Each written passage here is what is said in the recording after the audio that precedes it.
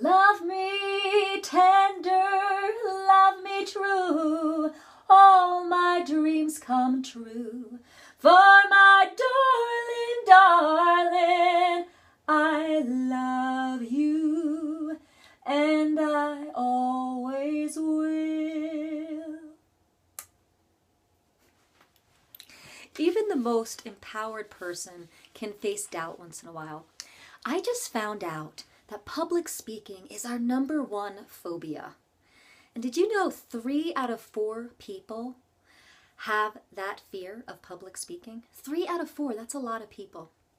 What is that all about? Well, I'm curious. I'm curious if it has something to do with self-love and self-judgment. You see, when we have self-judgment, we actually are big judgers of ourselves, and we actually project that the audience is going to be big judgers of us.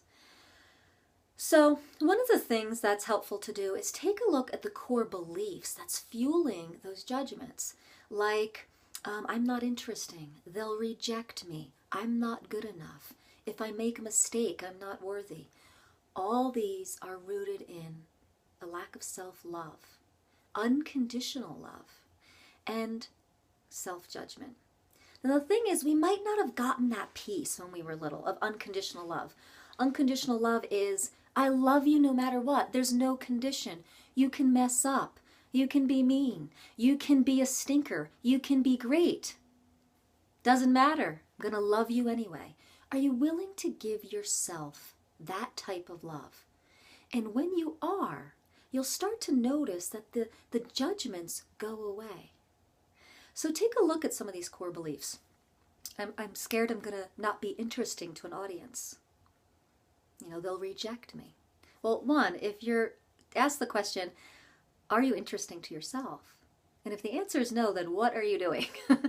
And if you may mess up, what's going on there? Who cares if you mess up? When someone messes up and I'm watching them, I actually get on the tip of my seat, and I have compassion for them, and I flow energy to them. Because it's brave to share your heart. It's brave to share your information, your passion. And if they're getting tripped up, I send love and compassion and energy to them so they can calm down and I can really receive their information. What if your audience was doing that for you? Would that help your anxiety? Would that help release some of the fear? So do me a favor, do yourself a favor, and start a morning practice. Get in the mirror. Maybe you don't have to sing Love Me Tender, but look in the mirror whenever you pass it by and just say to yourself, I love you no matter what. I love you and your mistakes. I love you however you want to say it. I love you unconditionally. But start saying it regularly. Start teaching yourself about unconditional love.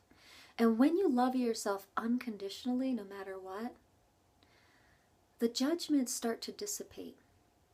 And guess what? You'll start treating yourself more kindly, okay, more openly, more lovingly.